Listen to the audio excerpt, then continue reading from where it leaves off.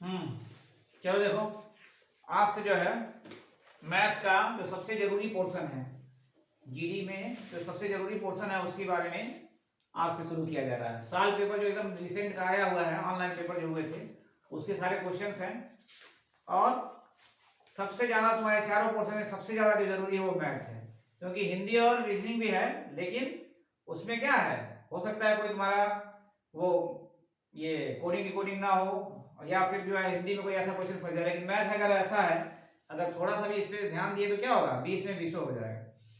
तो चलो सबसे पहले जो पिछले साल के पेपर आए हैं उसको सॉल्व कर लिया जाए। पहले इसमें सबसे पहला क्वेश्चन देखो, कह रहा हुआ छोटी से छोटी संख्या कौन सी है जिसे 6, 8 और 10 से विभाजित करने पर शेषफल क्रमशः 4, 6 और 8 प्राप्त होता है। तो क्या करेंगे इसमें, सबसे पहले ये किसका क्वेश्चन है, सबसे पहले तो ये लसा मसा का क्वेश्चन है, लसा का क्वेश्चन है। क्या होगा इसमें 6, 8 और 10 का सीधे लसा निकालेंगे पहले। 6, 8 और 10 लसा कितना हो जाएगा,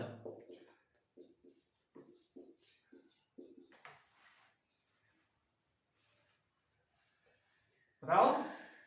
इसको देख के भी निकाला जा सकता है कि बच्चों की तरह निकालोगे 6, 8, 10 का लसा कितना होगा, 120। ठीक है, 120 इसका लसा हो जाएगा। अब क्या कहा है कि 6, 8 और 10 से विभाजित करने पर शेषफल क्रमशः 4, 6 और 8 प्राप्त होता है। तो 4 मतलब क्या, क्रमशः का मतलब 6 से अगर भाग दे रहे हो कितना होगा, 6 से विभाजित करोगे तो शेषफल 4, मतलब कितना शेष बचेगा यहाँ पे, इसको एक बार फिर से घटा लेंगे, फिर 8 से करने पे 6, यानी कि यहाँ पे 2, और 10 से करने पर शेषफल कितना मिलेगा 8, यानी कि यहाँ पे क्या हो गया 2। तो हर कंडीशन में 2 2 2। अब इसका क्या मतलब हुआ कि 6, 8 और 10 से अगर विभाजित करेंगे तो 2 शेष नहीं बचेगा, कितना बचेगा, 6 से विभाजित करने पे 4, 8 से विभाजित करने पे 6 और 10 से विभाजित करने पर 8।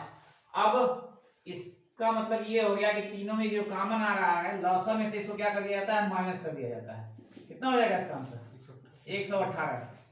अब देखो एक और क्वेश्चन इसमें आता है कि 6, 8 और 10 से विभाजित करने पर प्रत्येक दशा में क्या होगा, 2 शेष बचे। ठीक है, तब उसका जो विभाजक होगा उससे 2 ज्यादा रहेगा तो सब में से क्या हो जाएगा, 2 शेष बचेगा, यानी कि 6, 8 और 10 विभाजित करने पे 2 शेष बचना चाहिए प्रत्येक दशा में। तो कितना हो जाएगा 120 और प्लस 2 उसमें होता है 122। 6 से विभाजित करोगे तो 120 कट जाती है, 6 से 2 शेष बच जाएगा। 8 से विभाजित करोगे तो 120 कट जाता है, 2 शेष बचेगा। 10 से करोगे तो 120 कट जाएगा, 2 शेष बचेगा। तो इन दोनों में यही बेसिक अंतर है। इसमें जब देखने में तो ये भी लग रहा है कि हाँ 2 इसका भी आ रहा है, 2 इसका भी आ रहा है, 2 इसका भी आ रहा है, लेकिन कहाँ अंतर हो जाता है, क्योंकि 6 से विभाजित करने हमको शेष 2 नहीं चाहिए, कितना चाहिए 4। इसका मतलब जो 6 से विभाजित होने वाले तीनों अंकों से विभाजित होने जो बड़ी से बड़ी संख्या है 120, छोटी से छोटी संख्या 120, उसका क्या होगा, उसमें से अगर 2 कम कर दिया जाएगा तो सबका एडजस्ट हो जाएगा। ठीक है, तो इन दोनों में बेसिक अंतर है ये। जब ये पूछेगा कि प्रत्येक दशा में 2 शेष बचे तब क्या करना है, जोड़ देना है, लेकिन जब इस तरह का क्वेश्चन रहेगा तो जितना लॉस आएगा उसमें से माइनस कर देंगे। तो ये बहुत महत्वपूर्ण क्वेश्चन है। अक्सर थोड़ा सा छोटी सी गलती होने की वजह से 122 लोग मार देंगे इसमें। 122 है ना ऑप्शन में, तो 122 मार देंगे। कितना हो जाएगा इसका 118। हाँ, तो इसका हो गया 118 होगा।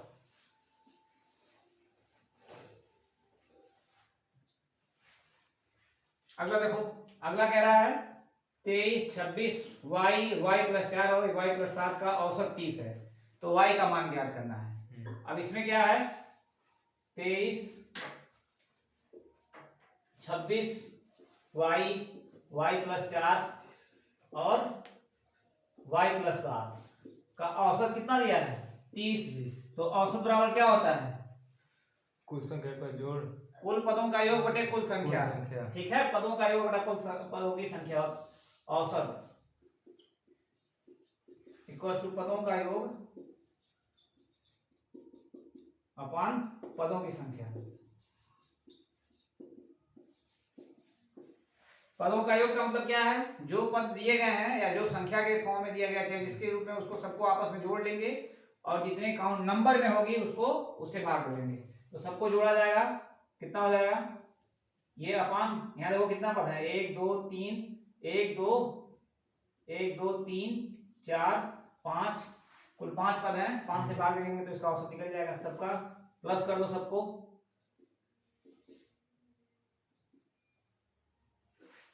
ठीक। अब 5 उधर जाएगा कितना हो जाएगा 30, और 23 और 26 कितना हो गया, 29 4 35 और 7 कितना हो गया 40, 40 प्लस y कितनी बार है, 2 बार, 2y बराबर कितना हो गया, ये 5 उधर जाएगा तो 150। अब यहाँ पे 2y बराबर, इधर भी तो है 7 4, सबको काउंट करने में कितना हो रहा है 23 और 60 हो जाएगा ना। अच्छा ये 23 और ये ठीक है सॉरी 23 और 26 49 हो गया, और ये 60 होगा, ठीक है। 60 प्लस 2y बराबर 150 हो गया, दिए उधर जाएगा कितना हो जाएगा 2y बराबर 3y बराबर, कहाँ 3y बराबर y, अच्छा y की साथ ठीक है 3y बराबर कितना हो गया 90, y बराबर कितना हो जाएगा 3 से उधर डिवाइड करोगे तो 30, ठीक है। ये 30 औसत का है, बस सीधे सीधे सबको औसत कैसे निकाला जाता है उसका करके। अब देखो यहाँ पे एक चीज को इसमें ध्यान रखना है कि बहुत ज्यादा शॉर्ट कट करने से यहाँ से भी हो सकता है जल्दी जल्दी जोड़ के, लेकिन बहुत ज्यादा शॉर्ट करने से कभी कभी गलत हो जाता है। देखो शॉर्ट कट ठीक है लेकिन बहुत ज्यादा नहीं होना चाहिए वो, तो प्रॉपर तरीके से अगर निकालोगे, ये सब लिखने की जरूरत तो नहीं है, ये सब लिखने की जरूरत है नहीं, लेकिन प्रॉपर तरीके से निकालना मैथ में बहुत जरूरी है। मैथ में देखो हमेशा एक चीज जरूरी है कि 10 कोई क्वेश्चन जो है 1 पे 100 पे और x पे, ये जानना जरूरी है। बाकी शॉर्टकट तुम सीखते रहो कोई दिक्कत नहीं, लेकिन मैथ में ये बहुत ज्यादा जरूरी है कि तुमको क्वेश्चन 1 पे 100 पे और x पे निकालना आना चाहिए, ठीक है। अगला देखो,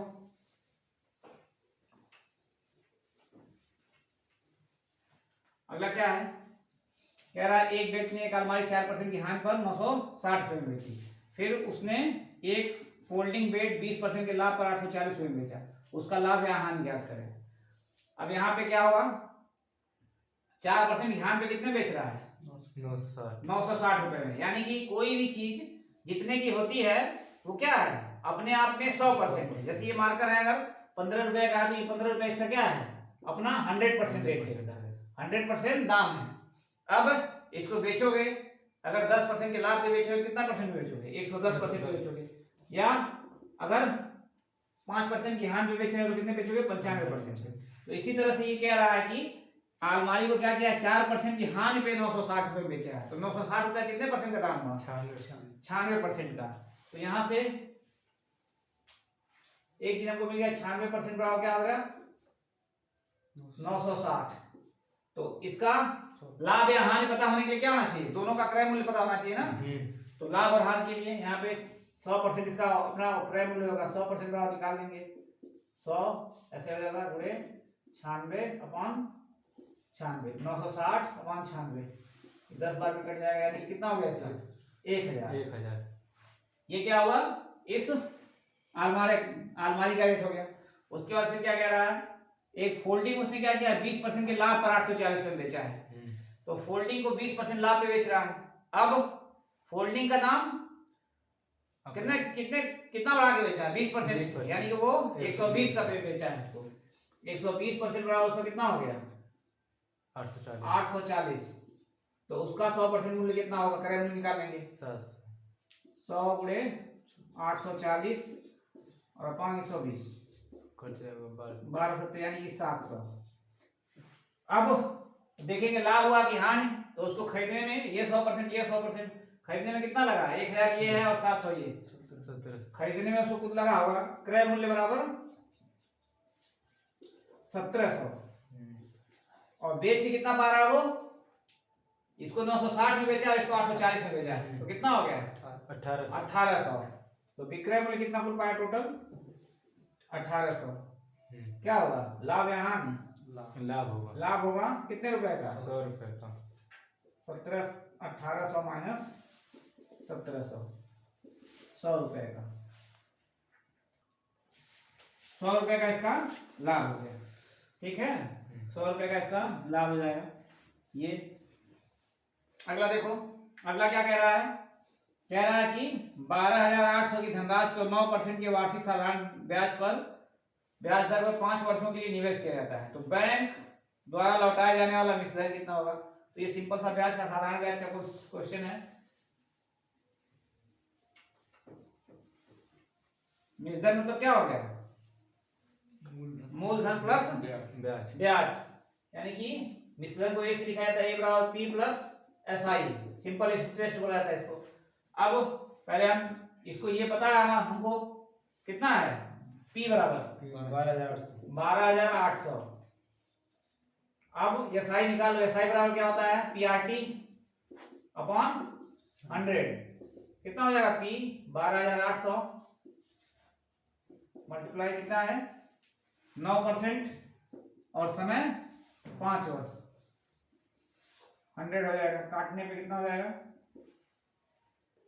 मल्टीप्लाई करके जल्दी बताओ कितना होगा? इसका करेंगे तो 45 हो गया, और इसको मल्टीप्लाई करो आपस में 5,760। 760। ये क्या आएगा तुम्हारा? ब्याज आएगा। ब्याज आएगा, ठीक है। अब पूछा गया है कितना बैंक ने उसको लौटाया, तो SI बराबर, ये a बराबर क्या हो जाएगा? p प्लस SI, जोड़ दो दोनों, कितना हो गया? p है तुम्हारा 12,800 और प्लस 5760, कितना हो गया? 18,560 रुपए, ठीक है। ये तुम्हारा हो जाएगा 18,560। अब इसमें ये है कि ये ध्यान रहे, p क्या होता है? मूलधन r दर और समय t जो होता है समय। अब यहां से कोई भी पूछेगा तो दर भी पूछ सकता है, समय भी पूछ सकता है, p भी पूछ सकता है। मान लो अगर दर पूछता है तो क्या हो जाएगा?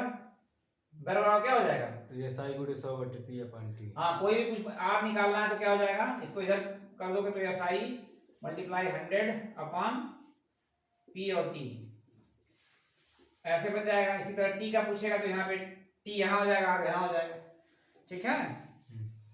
अगला देखो,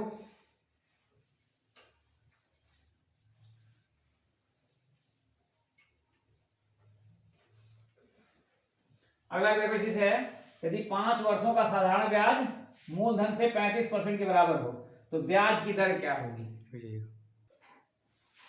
देखो अगला क्या है, अब इसमें भी यही ब्याज वाला क्वेश्चन है। यदि 5 वर्षों का साधारण ब्याज मूलधन से के 35% के बराबर हो तो ब्याज की दर ज्ञात कीजिए। अब देखो ये दो चीजें हो सकता है। अब मूलधन कुछ भी मान सकते हो, x मान लो या p बराबर कितना मान लो, 100 रुपए मान लो, तो SI बराबर कितना हो जाएगा? दर 35 हो जाएगा ना, इसके 35% के बराबर हो रहा है, यही हो रहा है ना। अब देखो फार्मूला क्या है SI का? SI इक्वल्स टू क्या होता है? PRT अपॉन 100, यही होता है। अब यहाँ पे इसके 35, अब SI बराबर यहाँ क्या लिखा जा सकता है? मूलधन तुम 100 माने हो, R पता नहीं है, और ये कितना है? समय 5 वर्ष। यहाँ पे समय 5 है, 5 वर्ष दिया, 5 और R निकालना है, अपॉन 100 हो गया। और SI इतना कितना हो गया? 35 है ना, ये 35 रख दो यहाँ पे, 35, यहाँ से ये कैंसिल हो गया, 5 से 5 सते 35, R बराबर कितना हो जाएगा? 7%, ठीक है। तो इसी साथ फार्मूले पे ये भी 7% बना हो जाएगा। अगला देखो, अगला कह रहा है कि 10% वार्षिक ब्याज की दर पर 2 वर्षों के लिए निवेश की गई किसी निश्चित धनराशि पर प्राप्त साधारण ब्याज 5,000 रुपए की राशि पर 10% की दर से 2 वर्षों में प्राप्त चक्रवृद्धि ब्याज का आधा है, तो साधारण ब्याज पर निवेश की जाने वाली ब्याज कितनी है? देखो ये भी ब्याज है, लेकिन क्या किया है? SI और CI दोनों को क्या कर दिया है? मिक्स कर दिया है। इसमें दो दिया है, SI भी दिया है और क्या किया है? CI के बारे में भी दिया है। यहाँ देखो इसको क्या किया है इसने? साधारण ब्याज पर कितना, R कितना है? 10% और T 2%, 2 वर्ष, ये हो गया। अब यहां कह रहा है कि 10% वार्षिक ब्याज की दर पर 2 वर्षों के लिए निवेश की गई राशि निश्चित धनराशि पर प्राप्त साधारण ब्याज, अब ये नहीं पता है कितना है, ठीक है। 5 वर्षों की धनराशि पर 5,000 रुपए की धनराशि पर, यानी कि यहाँ पे पी कितना दिया है 5,000 रुपए, ठीक। और यहाँ पे भी दर कितना दिया है, आर इक्वल टू 10% और टी 2। ये किसके लिए दिया है, कंपाउंड इंटरेस्ट यानी कि सीआई के लिए दिया है। इससे कह रहा है इस पे जो धनराशि निवेश की गई है, इससे जो आपको तुम्हारा क्या मिल रहा है, एसआई जो मिल रहा है, वो किसके बराबर है, यहाँ जो कंपाउंड यानी कि सीआई जो मिल रहा है इसके आधे के बराबर है, ठीक है। मतलब यहाँ से मान लो सपोज करो x रुपया अगर प्राप्त हो रहा है तो ये क्या होगा, सीआई एसआई कितना हो जाएगा, x/2, ठीक है। तो यहाँ पे सिंपल पहले देख लोगे कितना मिल रहा है ब्याज, तो वहां से उसका निकल जाएगा, ब्याज जब निकल जाएगा तो यहाँ पे पी निकल जाएगा। यहाँ पे पी पूछा है तो यहाँ पे ए बराबर क्या होता है, P1 प्लस R अपान 100 और टी एन करो या टी करो, ये एन और टी के फॉर्म में लिखा जाता है। ये स्मॉल आर होता है और ये एन होता है, ठीक है। तो यहाँ से निकालो कितना हो जाएगा, पी दिया है तुम्हारा 5,000 मल्टीप्लाई यहाँ पे आर की यहाँ पे रखोगे 10 काट दोगे, यहाँ पे 11/10 हो जाएगा, कितनी बार, 2। यहाँ एन 2 है तो 2 बार, 11/10,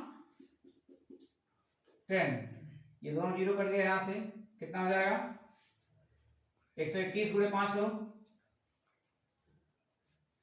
6,050, ये हो गया। ये क्या होगा तुम्हारा सीआई होगा, मतलब नहीं ए होगा, सॉरी ए होगा पूरा, ठीक है। ए निकला है, यहाँ से सीआई निकालो कितना हो जाएगा, सीआई बराबर 6,050 माइनस ए कर दो 5,000, 1,050, ठीक है। 1,050 रुपया क्या हुआ तुम्हारा, सीआई हुआ। अब इसको एसआई का और इसको क्या कह रहा है, जितना इससे सीआई मिल रहा है इससे उतना उसका आधा क्या मिल रहा है, एसआई मिल रहा है। आधा ऐसा कितना हो जाएगा, एसआई को यहाँ से कितना हो गया 525, आधा करोगे तो 525 रुपए। अब यहाँ से तुमको क्या पता है, आर पता है, टी पता है और पी निकालना है, एसआई यहाँ से पता हो गया। क्या करेंगे अब 525 गुणे 100, पी इक्वल टू क्या हो जाएगा, फार्मूले में अगर यहाँ पे एसआई इक्वल टू होता है तुम्हारा P R T upon 100, formula यार कोई इधर हो जाएगा, पी बराबर क्या हो जाएगा एसआई यानी कि 525, थोड़ा सा जगह की प्रॉब्लम है ये बोर्ड में, 525 मल्टीप्लाई क्या हो गया, ये इधर जाएगा तो 100 अपान 10 × 2 और आर और पी टी कितना है 10 × 2 काट देंगे 5 बार, 0 0 कट गया, 2 से काट दो 5 बार में, 5 को मल्टीप्लाई करो 5 5 जा 25, 5 3 10 2625 और 6 अरे 26 हो जाएगा ना, 5 × 25 से 26 नहीं कि 2625 रुपए, 2625 रुपए तुम्हारा क्या हो जाएगा, इस पे जो निवेश की धनराशि वो है, ठीक है। ये हो गया। अब देखो किसी घन का आयतन कितना है 1,75,616 घन सेंटीमीटर, तो इसकी भुजाओं की माप क्या होगी, ठीक है। तो भुजा की माप ज्ञात करना है तो घन का आयतन कितना होता है ए क्यूब,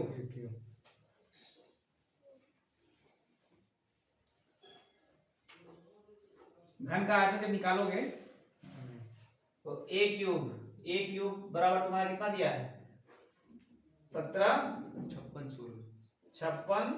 तो ए बराबर क्या हो जाएगा, इसका घनमूल कर देंगे 17 56 16 और यहाँ पे 3 हो जाएगा, मतलब घनमूल निकाल देंगे। अब निकालो कितना, कितने का घनमूल होता है, कितने का घनमूल है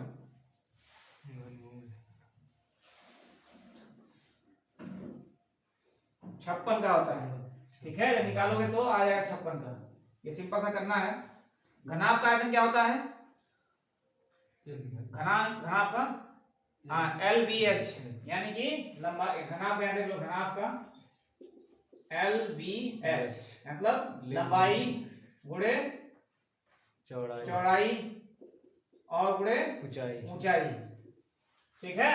यहाँ पे घन और घनाभ में क्या होता है, घनाभ जो होता है लंबाई चौड़ाई ऊंचाई उसकी तीनों अलग अलग होती है और घन की बराबर तीनों बराबर होती है। लंबाई चौड़ाई ऊंचाई तीनों बराबर होती है उसकी। चलो अगला देखो,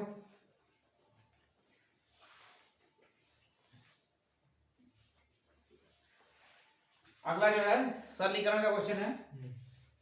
ये 56 हो जाएगा इसका। सरलीकरण में क्या है, यहीं से देखो 43 प्लस 28 का 2/7 माइनस 7, यही है ना। और यहाँ पे 72 भागा 8 और गुणे 2.5, दूसरे ब्रैकेट में 4/3 माइनस 8/9 का 1 से 1/8। तो ये किस नियम पे आधारित है? बोर्डमास। बी से क्या हो जाएगा, ब्रैकेट यानी कि कोष्टक, कोष्टक हो गया। ओ से ऑफ मतलब का होता है, डी से डिवाइड मतलब भाग, एम से मल्टीप्लाई मतलब गुणा, ए से एडिशन मतलब ऐड, और एस से सब्ट्रैक्ट। ये इसी रूल पे तुमको उसको सॉल्व करना है, ठीक है। तो इसमें क्या होगा, ये 43 तो हो गया प्लस 28 का, यानी कि 28 गुणे कितना हो जाएगा 2/7, तो 7 से काट दो, 7 चौक 28, 7 चौक 28 और 4 गुना 8, तो कितना हो गया इसका मतलब 43 प्लस 8 माइनस 7, ये ऊपर हो जाएगा तुम्हारा। नीचे इसी तरह आओ, पहले इसमें इसको डिवाइड कर दो, 8 9 72 और 9 में 2.5 गुणा करो कितना हो जाएगा 9 गुणे 2.5 और माइनस यहाँ देखो 4/3, इसको सॉल्व कर लो, माइनस 8/9, दोनों का लॉस कितना हो गया 27 हो गया। 3 9 9 चौके 36 और माइनस 9 भी तो हो सकता है उसका एलसीएम, 3 3 9। हाँ 9 हो जाएगा, सिंपल 9 भी हो जाएगा, ठीक है। यहाँ देखो कितना हो जाएगा 9 हो गया, 3 3 9 हो गया और 4 3 12, 12 माइनस 8 हो जाएगा, कितना हो गया 8 4 12 4 4 4/4/3 हो जाएगा। और बाहर का दिया है 1 से 1/8, यानी कि 8 गुने 8 1 9/8, ये हो जाएगा तुम्हारा। अब यहाँ पे इसको कर लो, सॉल्व करोगे कितना आएगा 44 हो जाएगा, 44 अपान ये करोगे 9 बचे 45 22.5 और माइनस ये काट लो 2 हो गया और 9 4/9 रहेगा ना, 4/9 होगा ना, वहाँ 9 एलसीएम मिला है ना। कहाँ पे एलसीएम आप यहाँ 9 अच्छा 9 था यहाँ पे, पूरा कट जाएगा। हाँ ठीक है, एलसीएम 9 होगा, 1/2 बचेगा सिर्फ, 9 से 9 कट गया, ये 1/2 बचा। यहाँ पे माइनस करोगे पूरा, ये 4 गुना हो गया, ये 9 से 9 कट गया 1/2, ठीक है। अब इसको सॉल्व करो, तो 45 में से 45 में से क्या कितना हो जाएगा 44/2, 44 ऊपर भी 44/2 नीचे भी है, पलट के कहाँ जाएगा ऊपर चला जाएगा, ये कट गया, कितना आंसर आएगा 2।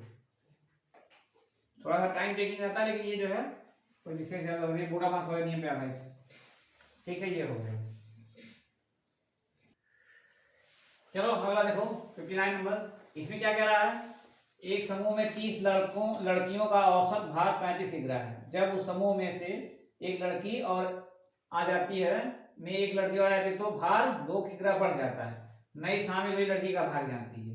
तो इसमें देखो पहले बेसिक परंपरा जो तुम्हारा है ट्रेड वाला उस पर लगाओ, सिंपल था, इसका शॉर्टकट भी है कि पहले लगा दो 30 लड़कियों का औसत भार कितना है 35 है, तो कुल भार इनका कितना हो जाएगा 1050, यहाँ मल्टीप्लाई करोगे इसको कुल भार निकालने के लिए 1050। अब कह रहा है कि उस समूह में एक लड़की और आ जा रही है, तो कितनी टोटल हो गई 31, और ये कितना हो रहा है औसत 2 बढ़ जा रहा है, तो 35 2 37 हो जाएगा। अब मैं मल्टीप्लाई करो कितना होगा, मल्टीप्लाई करो 1147 हो गया, ठीक है। अब जो बढ़ा हुआ वजन हुआ क्या होगा, जो नई वाली लड़की आएगा उसका हो जाएगा, तो कितना होगा, इसमें से इसको सब्सट्रैक्ट कर दो, घटाओ 7 हो जाएगा, यहाँ पे 9 और नहीं 9 कहाँ से होगा, ये होगा ना, कितना हो रहा है 14 से 5 9, हाँ ठीक है, और ये कट जाएगा 97 kg हो रहा है, कितना आ रहा है 97 kg,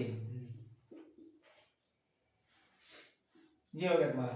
अब ये तो तुम्हारा सिंपल सा है जो एक ट्रेड है कि औसत का कैसे निकालना है। अब इसका शॉर्टकट भी है कि क्या है 35 समूह में कितनी लड़कियां हैं 30, अब 30 लड़कियां जब हैं और उनका औसत भार कितना है 35, जब एक नई लड़की आ रही है तो क्या हो रहा है 2 किलो बढ़ा। तो नई लड़की के आने से 2 किलो वजन बढ़ गया। तो किसमें बढ़ेगा वजन हैं?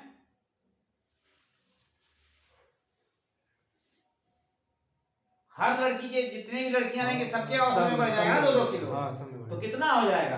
अब पहले कितना था 35 35 था और सबके अगर उसमें डबल कर दो कितना हो जाएगा? 35 दूना 70 हो गया। 70 और 30 लड़कियां हैं, 30 लड़कियां हैं ना, तो एक जब नहीं आएगी तो कितना हो जाएगा? 31 और सब में डबल हो गया तो उनके औसत में डबल हो रहा है। ठीक है, तो इसमें सब औसत में डबल होने से सब में कितना हो जाएगा? 37 का जब फिर से वही होगा, लास्ट में करोगे तो 31 गुणे 37 करोगे तो सबके में एक एक के बढ़ाओगे, 2-2 बढ़ाओगे तो सब फिर से उतना ही आ जाएगा 94 तुम्हारा 97 के। बहुत ज्यादा शॉर्टकट से कभी कभी दिक्कत हो जाती है। चलो देखो अगला।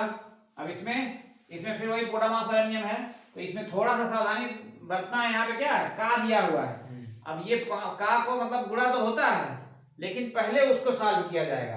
अगर यहाँ देख लो थोड़ा सा, इसको अगर इतना केवल हम लेके चले 5 भागा 10 का 10, ये अगर इसको केवल लेके चले और गुणे एक और कर लो यहाँ पे 4 तक तो क्या हो जाएगा? वैसे 5 भागा 10 और का को हटाएंगे गुणा 10 गुणे 4। अब यहाँ पे अगर प्रॉपर वैसे नॉर्मल तरीके से सॉल्व करेंगे तो क्या होगा? ये 5 ये भागा है तो ये नीचे आ जाएगा 10 और गुणे 10 गुणे 4 ये हो गया। 10 से 10 काट देंगे 5 चौके 20, लेकिन ये क्या होगा? ये हो जाएगा गलत। क्यों? क्योंकि हमको जो बोडा मास वाला नियम है, अभी इससे पहले क्वेश्चन होता है बोडा मास में क्या है, पहले का को सॉल्व कर लेना है तब आगे बढ़ना। अब इसको अगर उसके बोडा मास में करेंगे तो ये का वाला ये है, ये पहले 10 गुणे 10 कितना हो जाएगा? 100 हो जाएगा। 5 भागा 100 और गुणे 4, तो यहाँ पे 5/100 100 गुणे 4, यानी कि ये काट लेंगे तो 1/5 5 चौके 20। हाँ 4 बचे 20 1/5 हो जाएगा। 1/5 ये होगा यहाँ तक का। ठीक है, तो इसमें देखो यही गलती है। यहाँ पे 20 आ जा रहा है, यहाँ पे 1/5 आ रहा है। का को हटाने के लिए जनरली हम लोग क्या करते हैं गुणे का चिन्ह लगा देते हैं, लेकिन फिर अगर उसको उसी ढर्रे पे शामिल करेंगे तो गलत हो जाएगा। इसलिए यहाँ पे जरूर ध्यान देना है कि पहले का वाला सॉल्व करके तब यहाँ रखना है। ये हो गया। उसके बाद फिर आओ दूसरा पार्ट, ये प्लस के बाद 4 भागा 4 का, फिर यहाँ पे दिया 4 का, तो 4 गुणे 4 कितना हो जाएगा? 16 पहले ध्यान 4 भागा 4 और का गुणा में बदलेंगे और गुणे 10। अब यहाँ पे ये का वो वाला है, ये गुणे वाला, तो पहले ये नहीं कि इसमें भाग दे देंगे फिर गलत हो जाएगा। तो क्या करेंगे 4 चौके 16 यानी 4/16 और गुणे 10 कितना हो जाएगा? यहाँ से 4 चौके 16 दो बच्चे और 2 यानी कितना हो गया? 5/2। ठीक है, और फिर लास्ट वाला इसी तरह देख लेंगे। 10 - 4 कितना हो जाएगा? 6 और यहाँ पे भागा 16 गुणे 4, ये तो सिंपल था। 16 भागा 16 गुणे 4 कर देंगे। 4 चौके 16 हो गया। फिर काटेंगे तो 2 3 और 2 हो जाएगा, यानी कि 3/2 ये हो गया। अब सबको एक साथ इकट्ठा करो, कितना हो गया? 1/5 ये और प्लस 5/2 और प्लस 3/2 कितना हो जाएगा? लास्ट 10 5 गुना और 2 बचे 5 बचे 25। देखो कितना हो गया? 1/5 प्लस 5/2 और प्लस ये 3/2। जब सॉल्व करेंगे तो 5 10 हो गया। प्लस सॉल्व करने के बाद कितना तुम्हारा आ जाएगा? 42/10। 2 से काट देंगे 21 हो गया ये और 5 हो जाएगा 21/5। ठीक है, तो बस इसमें यही ध्यान देना है कि ये जो का वाला है, का को गुणे तो कर लेंगे लेकिन गुणा करने के बाद पहले उसको सॉल्व भी कर लेंगे। ठीक है ना, नहीं तो फिर जो है ये दिक्कत हो जाएगा, इस तरह से गलत हो जाएगा। चलो अगला देखो। इसमें क्या है? 4 सेमी 5 सेमी और 6 सेमी की भुजाओं वाले एक घनाभ के प्रत्येक कोने से 1 सेंटीमीटर भुजा वाले घन निकाले जाते हैं। शेष ठोस का आयतन कितना होगा? ठीक है, अब इसमें घनाभ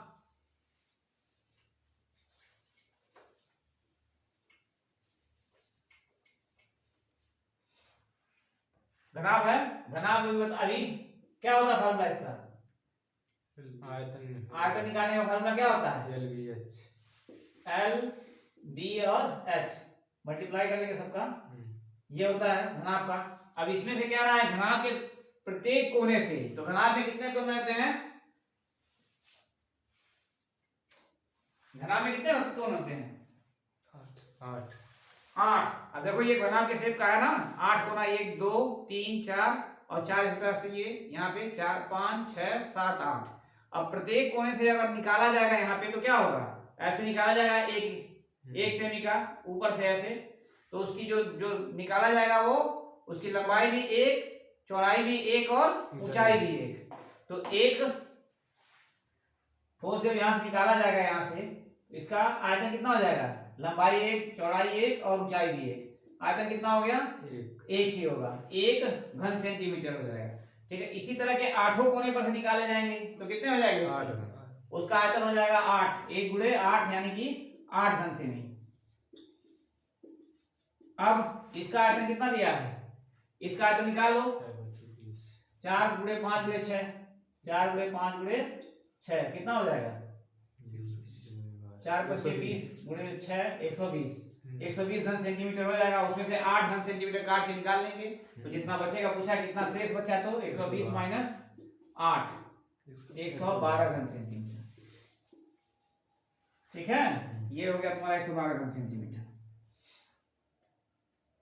चलो अगला देखो, कह रहा है किसी बैग में 310 रुपए हैं जिसमें 5 रुपए, 2 रुपए और 1 रुपए के सिक्कों का अनुपात 4:3:5 है। 5 रुपए के सिक्कों की संख्या कितनी होगी? चलो देखो इसको, ये अनुपात समानुपात वाला क्वेश्चन है।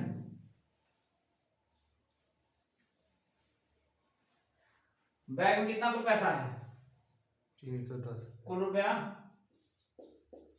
310। अब इसमें कितने कितने के सिक्के हैं? 5 के, 2 के और 1 के। अनुपात कितने का है? 4:3:5। अब इसमें क्या किया जाएगा? अगर हम अनुपात में जितने हैं उसमें x लगा के मान लिया जाता है। मान लेंगे क्या आ जाएगा कि बैग में 4x, 3x और 5x सिक्के हैं टोटल। ये हो गया 4x, ये हो गया 3x और ये हो गया 5x।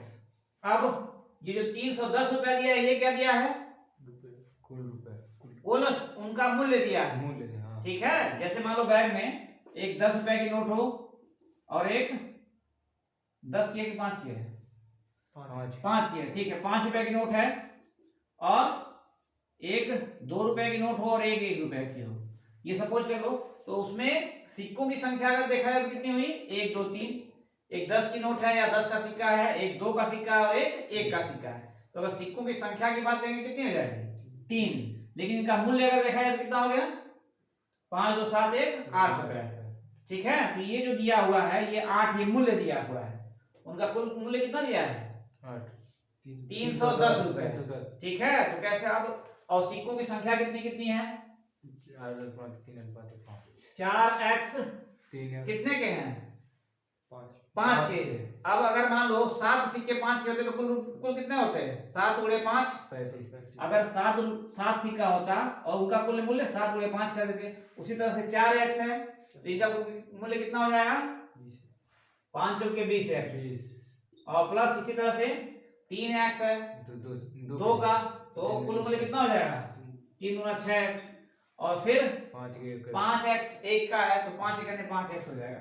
अब ये कितना निकालिए हम लोग, कुल मूल्य निकालिए, और कितना दिया हुआ है? 310 दिया है। यहाँ से सॉल्व कर दो, 26 5 31 31 x बराबर तुम्हारा हो जाएगा 310, x बराबर 10। ठीक है, अब पूछा है 5 रुपए के सिक्कों की संख्या कितनी है? तो 5 रुपए के सिक्के कितने अनुपात में है? x का मान यहाँ निकाले हो 10, तो ये 40 हो गया, ये 30 हो गया और ये 50 हो गया। तो इसका पूछा है 5 का, तो कितना हो जाएगा? 4 गुणे 10 40। मूल्य पूछता तो कितना होता? तो 20 गुणे 10 200। 40 गुणे 5 अच्छा 40 गुणे 5 200। ठीक है, ये तुम्हारा मूल्य पूछता तो ये होता, शंखों की संख्या पूछा है तो 40। चलो अगला देखो, यहाँ पे कह रहा है ए और बी मिलकर एक निश्चित कार्य को 20 दिनों में पूरा कर सकते हैं, बी और सी मिलकर 30 दिनों में पूरा कर सकते हैं, और सी तथा ए मिलकर इसे 24 दिनों में पूरा कर सकते हैं। अकेले ए उस कार्य का 7/12 भाग कितने दिनों में करेगा? तो सबसे पहले तो ये देख लेंगे कि अकेले ए का निकालना है, तो पहले तो क्या करना पड़ेगा हमको? पहले तीनों का निकाल, पहले तीनों का निकालेंगे यहाँ पे, ठीक है। अब इसके लिए देखो दो शार्ट का तरीका यही है कि ए और ए प्लस बी मिलकर कितने दिन में कर रहे हैं? 20 दिन में। 20 दिन में। हाँ। बी प्लस सी 30 दिन में। 30 दिन में, और सी प्लस ए 24 दिन में। 24 दिन में, ठीक है। अब देख लेंगे इन तीनों का लॉसर दे देंगे, जितना लॉसर होगा वही क्या हो जाएगा, उतना उनको कार्य करना होगा। तो लॉसर कितना होगा? 20, 30 और 24 का 120। इसका मतलब ये हो गया 120 काम पूरा इन लोग को करना है। अब ए और बी का एक दिन का काम, तो 20 से इसमें भाग दे देंगे 6 आ जाएगा, 30 से करेंगे तो 4 हो जाएगा, और 24 से करेंगे तो 5। मतलब ए और बी का एक दिन का काम कितना हुआ? 6 भाग काम। टोटल उनको करना है 120 भाग काम। अब उसमें ए प्लस बी का 6 हो गया, बी प्लस सी का 4 हो गया, और सी प्लस ए का 5 हो गया। यानी कि ये तीनों अगर ये पूरा मिला दिया जाए तो एक दिन में कितना काम खत्म हो रहा है? 6 4 10 5 15। तो 120 भाग खत्म होने में कितना समय लगेगा? 120/15, 15 8 120, यानी कि पूरा काम खत्म होने में कितना समय लग रहा है? 8 दिन। लेकिन अब यही थोड़ा सा ध्यान देना है कि क्या कौन कौन कर रहा है? 2a प्लस 2b और प्लस 2c, ये मिला के 15। तो जब एक a एक b और एक c हो जाएंगे तब, अच्छा ये 8 है, एक b एक a और एक c हो जाएंगे तो इसका जस्ट गुना समय लगेगा, ठीक है। यही गलती कर देते हैं लोग, 2 से भाग देते हैं। यहाँ पे क्या होगा? गुणा करेंगे, गुणा हो जाएगा। तो a plus b plus c बराबर तुम्हारा हो गया 16 दिन, ठीक है। अब देखो क्या निकालना है हमको, a का काम निकालना है 7/12 भाग काम कितने समय में करेगा। तो a का जब ये पता रहेगा पूरा काम कितने समय में करता है, उसका 7/12 भाग निकाल देंगे। अब यहाँ a b c का तीनों का पता है, अगर इसमें से b और c का काम अगर हम घटा दें तो कितना पता चल जाएगा? a का मालूम हो जाएगा। b और c कितना करते हैं? 30 दिनों में। यहाँ पे घटा देंगे 1/16 माइनस 1/30, कितना हो जाएगा सब? यहाँ पे काउंट कर लेंगे 6 4 का नहीं, 4 भी नहीं कटेगा,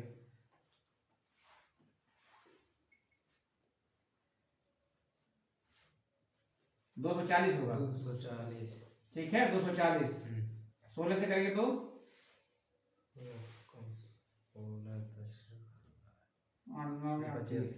15 हो जाएगा, 15 माइनस 0 8, ठीक है। ये हो जाएगा 7/240। अकेले ए को करना है, यही उलट जाएगा, ये एक दिन का काम निकला है, उलट देंगे तो क्या हो जाएगा? 240/7, ठीक है। ये ए का अकेला हो गया, पूरा काम करने में कितना लगेगा? 240/7 भाग लगेगा। अब निकालना कितना है? 7/12 भाग काम पूरा करने में। पूरा काम करने में उसको कितना लग रहा है? यानी कि एक काम करने में उसको लग रहा है 240/7 दिन। तो पूरा काम 7/12 काम करने में कितना समय लगेगा? ऐसे पूरा करेंगे 7/12 और गुणे 240/7, और ये एक तो कट जाएगा, 212 24, यानी कितना समय लगेगा? 20, ठीक है। यहाँ पे समझ में आया? यहाँ पे क्यों किया है? कभी भी किसी का काम अगर निकालना होता है, दो लोगों का, जैसे ए और बी कर रहे हैं मिलके, तो ये दोनों एक साथ कितने में करेंगे? तो एक दिन का काम मिलता घटाते और जोड़ते हैं। हमेशा काम समय में ये ध्यान रखना है कि अगर एक निकालना है काम 7 मिनट के कितने समय में करेंगे, तो एक दिन के काम में से घटाया जोड़ा जाता है। चलो ये हो गया। अगला देखो, अगला का 9, 21 और 23, 123 का चतुर्थानुपाती क्या ज्ञात करिए। चतुर्थानुपाती क्या होगा?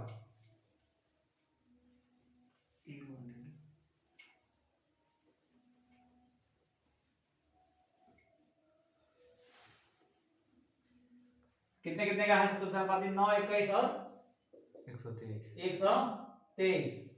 ये है। अब यहाँ पे देखो क्या होता है, अगर अनुपात समानुपात का ये क्वेश्चन है, x अनुपाते y समानुपाते होता है, यहाँ पे कोई भी और अंक ले लो, a अनुपात b ले लो, ठीक है।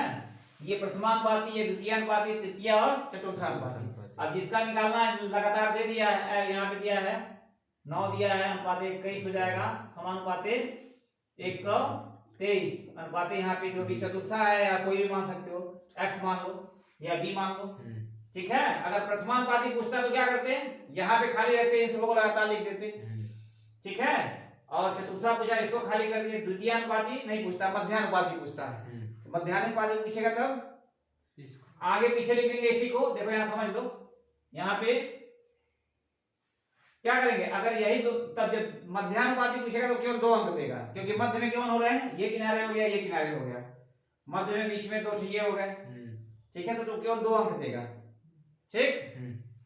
तो इसका यहाँ पे क्या होता है, बाहर बाहर का गुणनफल और अपान अंदर अंदर का गुणनफल, ये होता है अपान नहीं बराबर, ठीक है। बाहर बाहर का गुणनफल अपान अंदर अंदर का गुणनफल। तो यहाँ पे पहले इसको देख लो, फिर उसको बताते हैं। यहाँ पे कितना हो जाएगा, 9 गुणे x बराबर कितना हो गया, 21 गुणे 123, x बराबर कितना हो जाएगा, 21 गुणे 123 अपान 9। यहाँ काट दोगे तो 3 से काट 3 और 3 से काटोगे 3 सत्ते और 3 से 41, 7 करने 7, 7 चौक 28, 200 कितना आ रहा है, 87। ये हो गया तुम्हारा चतुर्थानुपाती। ये समझ में आया, प्रथमा द्वितीय तृतीय। एक बार आपसे देख लो फिर से,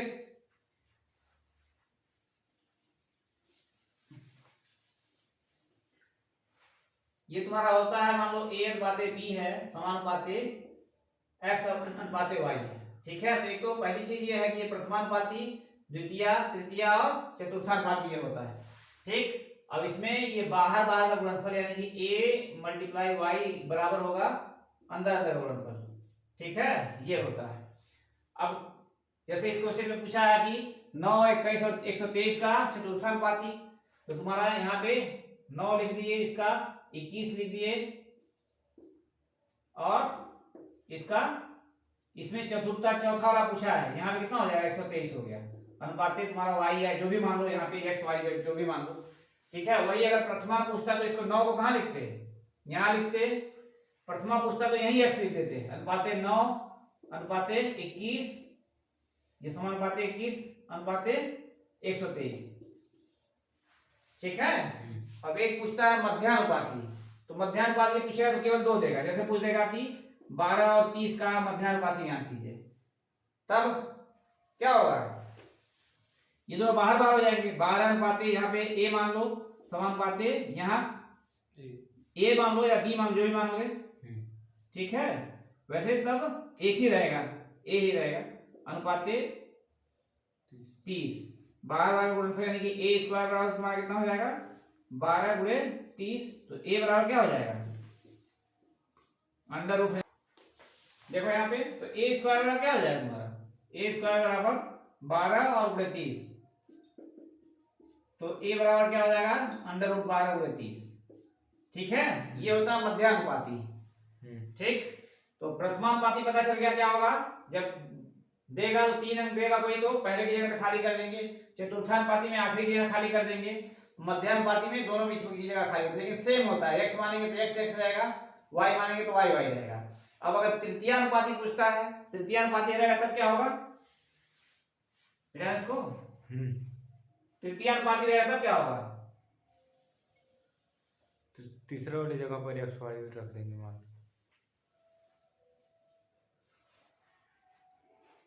इसमें थोड़ा सा यही थोड़ा सा अंतर है। जैसे अगर यही क्वेश्चन रहता है 9, 21 और 123 का तृतीयानुपाती ज्ञात कीजिए, तो देखने पे क्या लग रहा है कि तीसरी जगह पे यहाँ पे क्या कर देते, x रख देते, लेकिन इसमें ऐसा नहीं होता है।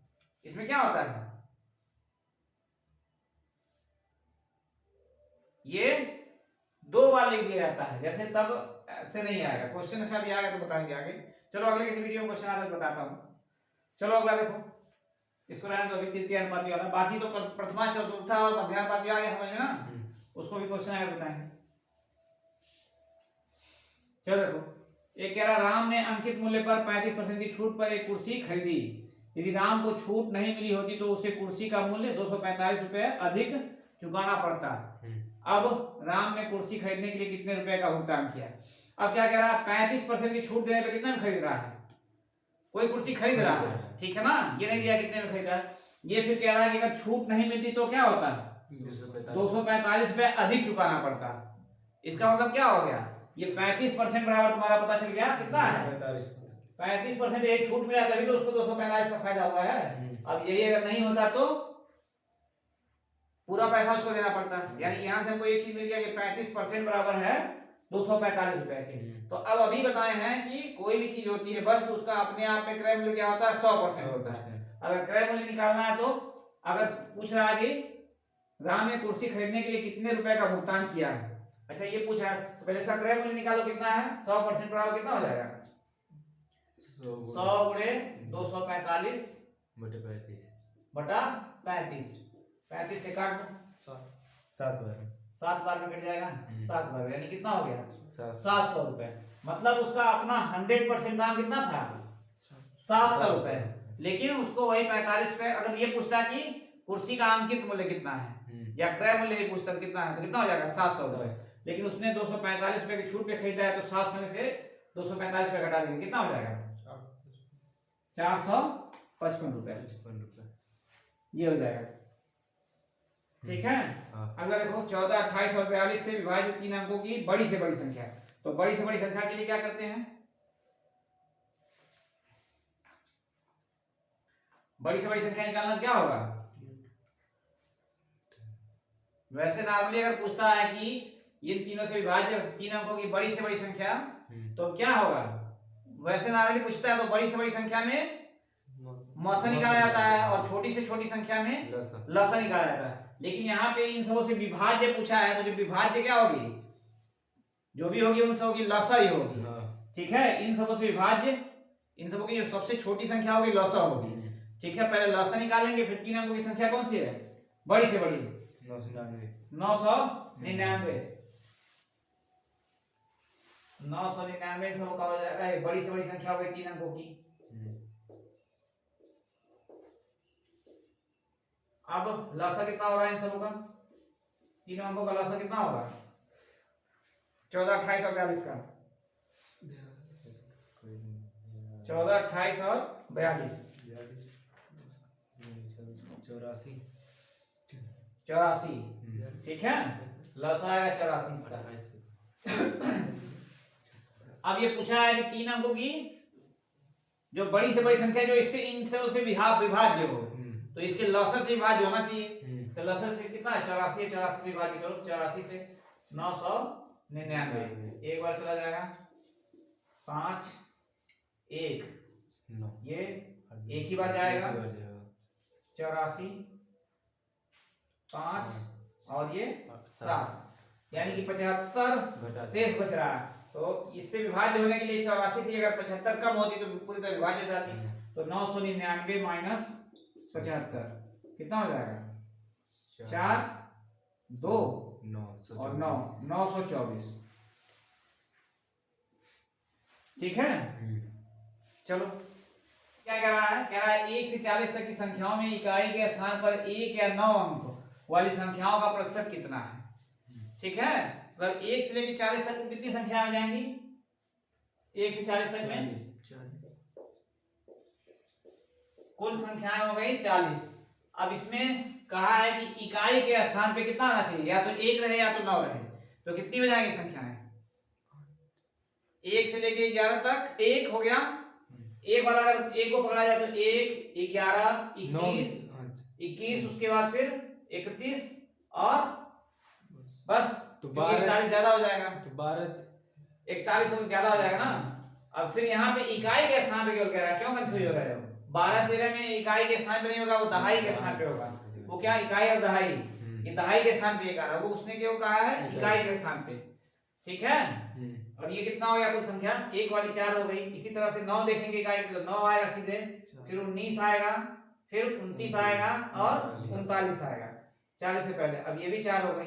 अब यही पूछा है कि कितना हो संख्याओं का प्रतिशत कितना है। तो प्रतिशत बराबर क्या होता है, प्रतिशत अगर निकालेंगे इसका तो कुल कितनी संख्याएं हैं, तो 8 हो रही हैं, ये दोनों 4 4 8 और गुणे 100 अपान कुल टोटल संख्या तो 40 है।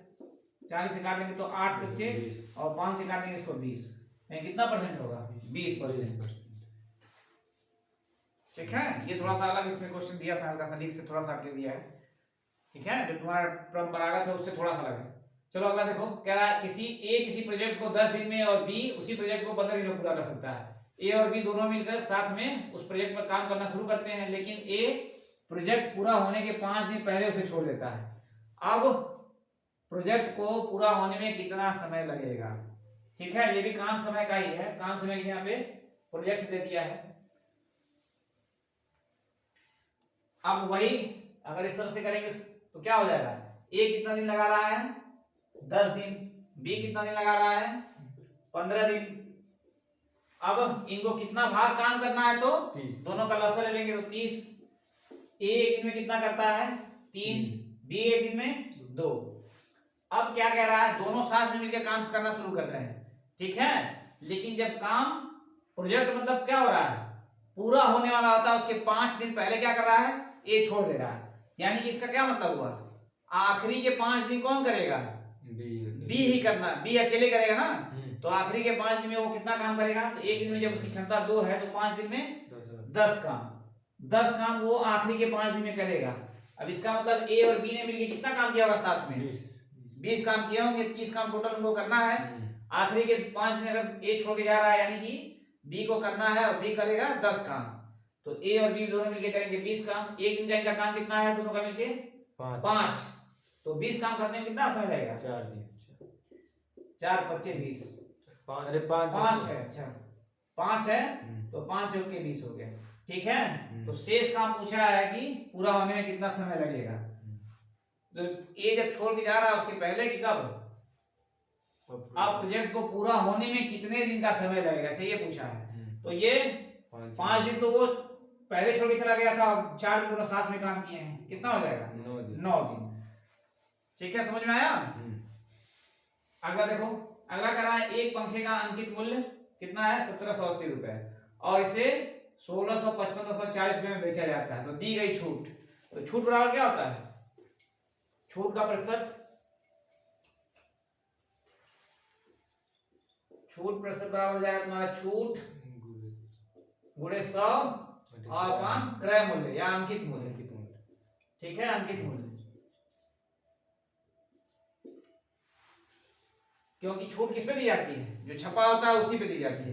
ठीक है, इसके नीचे अंकित मूल्य होता है। नॉर्मली वैसे क्या होता है, लाभ या हानि की परसेंटेज में लाभ गुणे 100 बटा क्रय मूल्य, हानि भी रहेगी तो भी हानि गुणे 100 बटा क्रय मूल्य ही होता है। ठीक है, तो यहाँ पे निकाल लो छूट कितने की दी जा रही है, कितने अंकित है, 1780 अंकित है, और कितने में दिया जा रहा है, 1655 रुपया 40 पैसा। घटाओ कितना होगा, कितना हो गया, 1700 नेक्स्ट करेंगे तो 134 रुपए, 134 की 24 हटा लो, 124.6 आएगा। ठीक है, 124.6 ये इसकी छूट हो गई गुणे 100 और बटा कितना हो जाएगा, प्रारंभिक अंकित मूल्य कितना है 1780, काट निकाल कितना होगा 1780, काटो सब लोग, काट निकालो, 180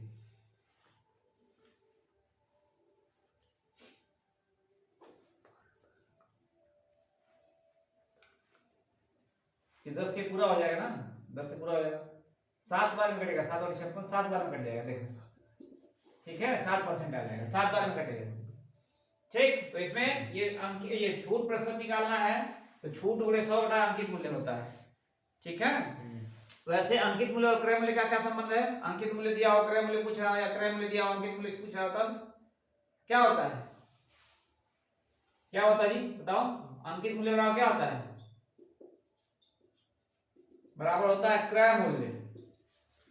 ठीक है, ब्रैकेट में 100 प्लस लाभ, ठीक है, अपान 100 माइनस छूट, ये होता है।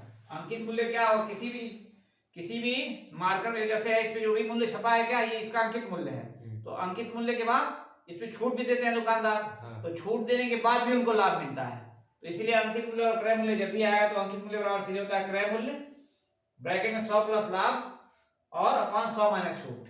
अगर यही क्रय मूल्य निकालना हो तो इसको उधर भेज दो, क्या हो जाएगा अंकित मूल्य 100 माइनस क्रय मूल्य इक्वल टू हो गया अंकित मूल्य, ब्रैकेट में 100 माइनस छूट अपान 100 प्लस लाभ 100 प्लस लाभ हो जाएगा। ठीक है, ये हो जाएगा।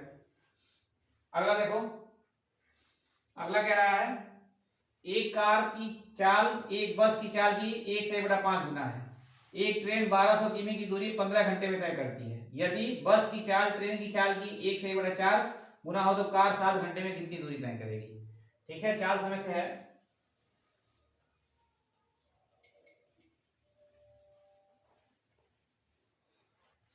चाल समय में है तो इसमें सबसे पहले क्या करेंगे हम, पहले ये निकालेंगे ट्रेन की, क्योंकि इसकी डायरेक्ट पता चल जा रही है ना।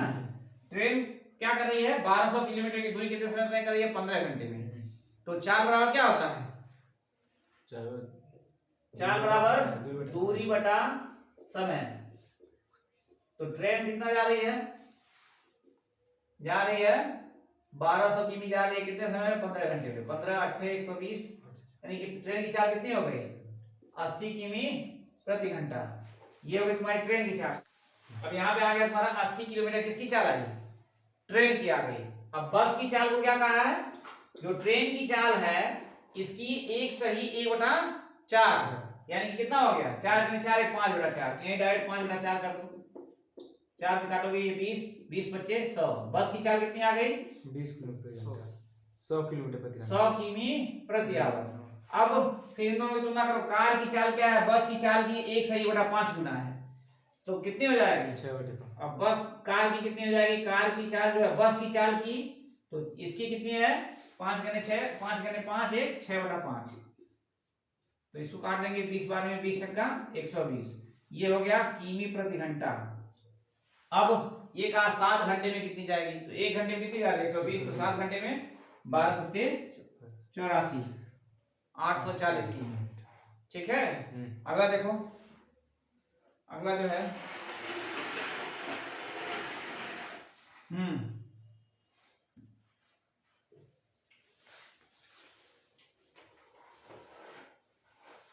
अगला क्या कह रहा है, एक व्यक्ति ने 8875 में एक ओवन बेचा और इस लेन देन में उसे 25% का लाभ हुआ। यदि उसने इस ओवन को 6937 रुपए में बेचा होगा तो उसका लाभ प्रतिशत या हानि प्रतिशत दशमलव के 2 स्थान तक निकालना है। तो ओवन बेचा है कितने में, 8875 में, तो क्या हुआ उसको 25% का लाभ हुआ है, यानी कि जो 8875 रुपया वो पा रहा है वो कितने परसेंट का दाम हुआ, 125% का दाम हुआ ना। 125% बराबर तुम्हारा कितना हो जाएगा 8875। तो ओवन का 100% मतलब जो क्रय मूल्य होगा उसका कितना हो जाएगा, तो 100% निकालेंगे। 100 गुणे 8875 और अपान 125, काट दो, यहां से काटने कितना आ रहा है, देखो काटने कितना आ रहा है, 7100 आएगा काटने पे। ठीक है, काट के देखो 7100 7100 आ रहा ना, यानी कितनी बार में 71 बार में कट जाएगा, 7100 हो जाएगा। अब यहाँ पे कहा है कि इसे कितने में बेचा होता, 6937 रुपए में बेचता, तो उसका लाभ परसेंट या हानि परसेंट, तो 7100 में बेच रहा तो क्या होगा उसको 7100 उसका क्या हो गया क्रय मूल्य हो गया। अब बेचेगा उसको 6937 रुपए में, तो क्या होगा हानि होगी, हानि बराबर कितना हो जाएगा 7100 में से घटा दो उसको 6937, तो कितना आ जाएगा 63 रुपए। अब लाभ परसेंट कि हानि परसेंट, हानि प्रतिशत कितना हो गया, हानि कितनी हो रही है 63 गुणे 100 अपान क्रय मूल्य, तो क्रय मूल्य कितना है इसका 7100 रुपए है, 7100 रखेंगे, 0 0 काट दो। अब यहाँ पे नहीं कटेगा, दशमलव के 2 निकालो कितना होगा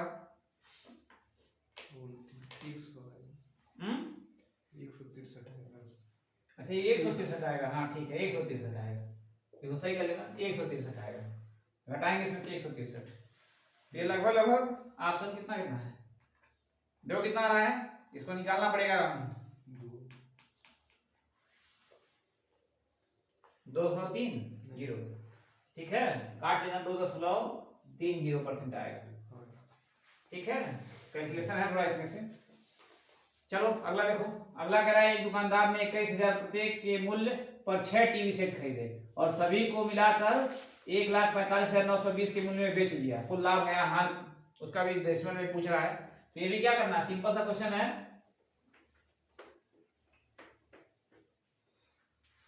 अब यहाँ पे एक सेट का कितना है 21,000 रुपए है, तो 6 टीवी सेट खरीद रहा है, कितने रुपए में खरीदेगा, 21,000 गुणे 6, 1,26,000 में, अब बेचा कितना है 1,45,920 रुपए में, तो कितने का लाभ हुआ, लाभ बराबर 1,45,920 माइनस 1,26,000, बताओ कितना हो रहा है, 0 2 और यहाँ पे 9, ये हो गया, फिर 5 में 9 हो जाएगा ना, 19,920 रुपए।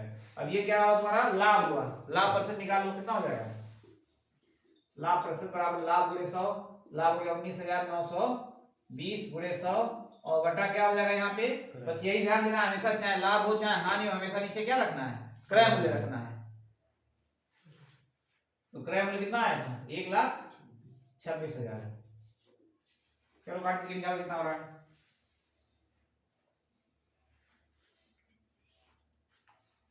लगभग तुम्हारा आ जाएगा 15.81, ठीक है, ये आ जाएगा 15.81, इसका ऑप्शन है नहीं, 15.81, चलो इसके बाद जो है हो गया ये, इसके बाद इसको देखो, इसमें कह रहा है कि एक विद्यार्थी 25% अंक अर्जित करता है और 32 अंकों से अनुत्तीर्ण हो जाता है, जबकि एक अन्य विद्यार्थी जो 40% अंक अर्जित करता है वह परीक्षा उत्तीर्ण करने के लिए आवश्यक न्यूनतम अंकों से 28 अंक अधिक अर्जित करता है, तो 72% अंक अर्जित करने वाला परीक्षा के कितने अंक प्राप्त किया, ठीक है, तो इसमें क्या होगा, परसेंटेज का क्वेश्चन है ये, तो इसमें सीधे सीधे देखो, एक इसका फार्मूला भी है, फार्मूले से भी लगा सकते हो, डायरेक्ट लगा सकते हो, फार्मूला देख लो, एक इसका फार्मूला होता है x प्लस वाई अपान R2 माइनस R1, ठीक है, मल्टीप्लाई 100, इसमें एक जो x क्या है, जो लड़का जितना न्यूनतम अंक है उससे जितना कम अंक प्राप्त करता है, और एक जो न्यूनतम अंक है उससे जितना ज्यादा अंक प्राप्त करता है, y हो गया, और इसमें R2 जो ज्यादा परसेंट है और R1 क्या है जो कम परसेंटेज है, मतलब क्या है 25% अंक प्राप्त करके क्या हो रहा है, वो 32 अंक से अनुत्तीर्ण हो जा रहा है, तो ये R1 कितना हो जाएगा, ये तुम्हारा हो गया R1 25%, और 32 को तुम x कर लो, R2 40% हो जाएगा, और क्या हो रहा है 28 अंक ज्यादा पड़ रहा है, यानी कि y हो गया, ठीक है, यहां से देखो सीधे सीधे ये तुम्हारा हो जाएगा 32 और प्लस 28 अपान R2 यानी कि 40 माइनस कितना है 25, 40% माइनस वो कर, ये कितना हो जाएगा 3 2 6 15, ठीक है, 15 गुणे 100, 15 चौके 100,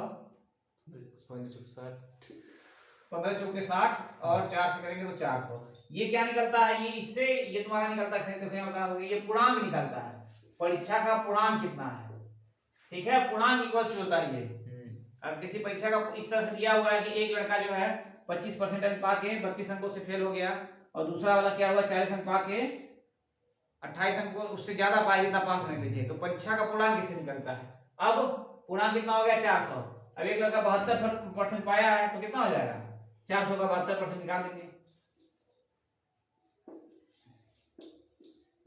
4 × 8 और 4 × 28 288 अंक, ठीक है, आया समझ में? ये डायरेक्ट भी निकाल सकते हैं कि फार्मूला से आसान हो जाता है। अब इसमें दो तीन तरह का क्वेश्चन पूछता है। इसमें एक चीज और भी पूछ सकता है कि परीक्षा के जो न्यूनतम अंक है उत्तीर्ण होने के लिए वो कितना होगा, तो कितना चाहिए? ये तुमको पूर्णांक पता चल गया और 25% से फेल हो रहा है, 25% पाने के बाद क्या हो रहा है, 32 अंक से फेल हो रहा है, तो 400 का 25% निकाल के उसमें 32 जोड़ दो। ठीक है, 400 का 25% निकालेंगे कितना हो जाएगा? 25 के 100 132 और 100 वो पा रहा है, 32 से फेल हो रहा है, तो 32 उसमें ऐड कर देंगे, कितना हो जाएगा? 132। अगर पूछे कि परीक्षा में पास होने के लिए कितने परसेंट अंक चाहिए तब 132 400 का कितना परसेंट है, यही ना? हाँ 132 गुणे 100 अपान 400 यहाँ से निकाल देंगे। 4 से काटो, 4 तियां और 4 तियां यानी कि 33%। अब ये नहीं कि 33% चाहिए, हर परीक्षा में होता है, कभी कभी कम और ज्यादा भी हो जाता है। ठीक है ना? चलो आखिरी देखो, कह रहा है कि 3 संख्याएं हैं ए बी और सी, क्रमशः 4:5:8 के अनुपात में है। यदि प्रत्येक संख्या में 15%, 24% और 35% की वृद्धि की जाती है तो इन संख्याओं का नया अनुपात क्या होगा? ठीक है, तो जितना भी है सीधे क्या करेंगे,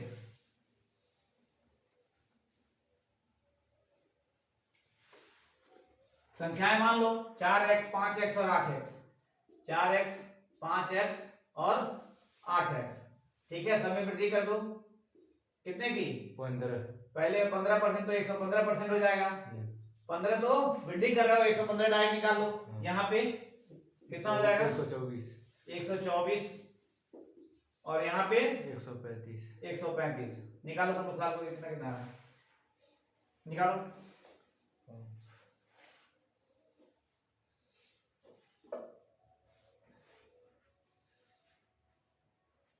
तीनों का अनुपात है ये।